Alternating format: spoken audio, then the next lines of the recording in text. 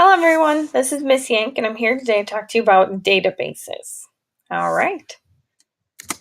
First thing I'm going to do is talk to you a little bit about our brand new program we're going to be using called Mac and Via. Mac and Via is going to be where we're going to house all of our databases, brand new ebooks that we just purchased, as well as any other classroom resources that you will need for projects in the future. Now, Mac and Via is brand new. It's going to be replacing the Media Center website. All right. So if you want to take out your Chromebooks, you can kind of follow along with me as I talk about Mac and Via and some of these databases that are going to be extremely useful for your project that you're using. Both Bickman and I strongly suggest you use these for this project. So first thing I'm going to have you do is go to macandvia.com. You can see how to spell it here, mackinvia.com. All right, when you get to this page, I strongly suggest bookmarking it as you will be using it in the future.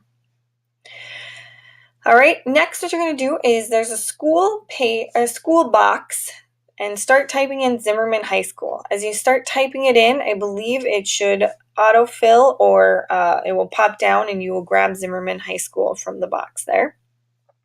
Once you pick Zimmerman High School, it's going to ask if it can connect with your Google account.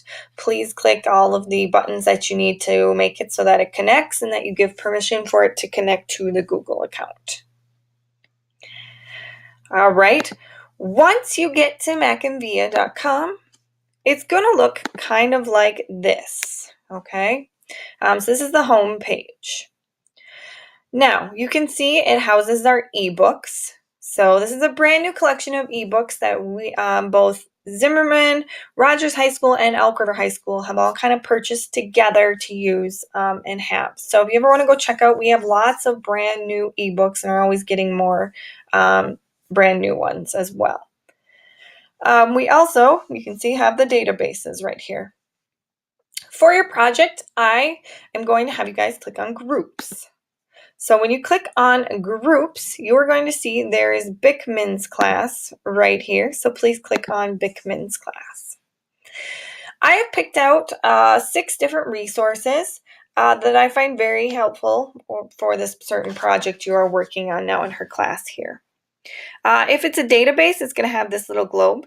If it is a book, you're going to have a little book symbol here. I just grabbed this book, Concussions in Sports, just in case someone was to be doing something on the topic of this, but more just to show you guys an example of the books that would show up in the resources and groups as well. The databases I'm going to give you a quick little run through because I find them to be the most helpful are going to be Points of View Reference Center and Student Resources and Context. I strongly suggest, though, you also look at the Issues Researcher here. And if your topic is something that you think there's a lot of news articles that would be helpful for, the ProQuest Newsstand will be helpful as well. But the first one we're going to look at is Point of View Reference Center. So open now. So when you get here, just click on Points of View. All right, so this is Point of View Reference Center. In Point of View Reference Center, you are going to simply just type in your topic, or you can look at some of the most popular topics if you haven't picked out a topic yet. When you grab a topic, so let's grab, we'll do distance learning here. When you grab a topic, it's going to have a little synopsis and overview that you can read about the topic. All right. Then off on the right here, it has a few different options. It's going to give you both the point and the counterpoint. So 2 different sides of a topic. Okay. So when you click on one side, it's going to pop up with an article that is strongly going for that one side about that topic. Okay. It also, if you notice down here, does give you bibliography information as well as citation information down here at the bottom. So when you're citing your sources, it's got citation information. Then it gives you the counterpoint. So this will be the other side to the argument.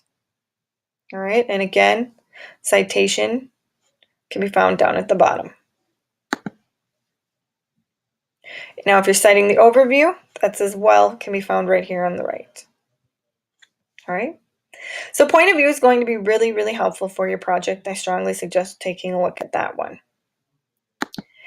The other article I'm going to or other database I am going to show you is Student Resource in Context. Student Resources in Context has one extremely useful feature that will make life much easier when doing your project. This feature is the Sign In with Google feature. So when you get to Student Resources in Context, the first thing you're going to do is sign in with Google. It's going to ask permission to connect to your Google Drive, and you will click yes. Now you will see that I am signed in. All right. So now, if I type in a topic, so I'm going to look up, for example, author John Green. It's going to give me a little short synopsis on him. And then on this page, once it loads, it's going to show you all the different things it has on your topic. So for John Green, we have 2 biographies, 3 images, a few videos, lots of news articles, some magazine articles, lots of different things. All right, so then I'm going to go and grab one. So let's grab this biography of John Green. Now, let's say I really like this article. Okay, while reading this article, I can do things like highlight some important information. So you simply highlight it. This little box pops up. You can highlight. You can color code your highlights if you need. Okay, so let's highlight one more thing here.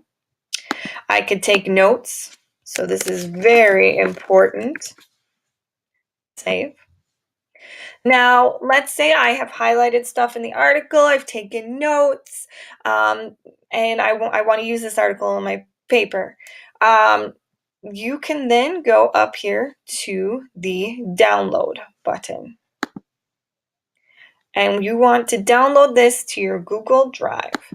This is also really important if, let's say, you found an article that you want to use, but you run out of time in class, or you have you don't have time, or you don't like maybe looking through or reading articles during class, but you are really good at finding them and then wanting to come back to them later. You can grab them real quick, save them into your Google Drive, and then when you're at home, or go to your Google Drive and use them.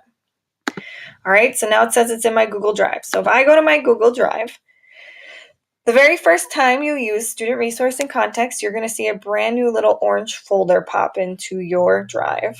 This is where it's going to throw all your articles you have saved. So here's my John Green article. When I click on this article, I can then see it is highlighted. It has my highlighted information. It has the whole article. Then down at the very bottom, as it loads, it has my notes. So here's my notes to that highlighted piece. And then it also has the source citation right here. Okay, so these are going to be extremely helpful.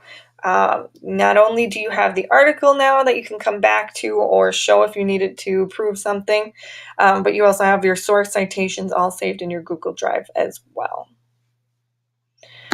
All right. So I strongly suggest going to McAnVia, checking out a couple of these different databases that we've put together here. I really strongly suggest using the Google connection with Student Resources in Context, and making sure to save all your articles and stuff you find into your Google Drive so that you have everything in one place and it won't be lost. I am sadly not here today because I have a sick daughter, so I will be back tomorrow. I will also be stopping into the classroom. If you have any questions or you're having any troubles, just simply let me know. Thanks.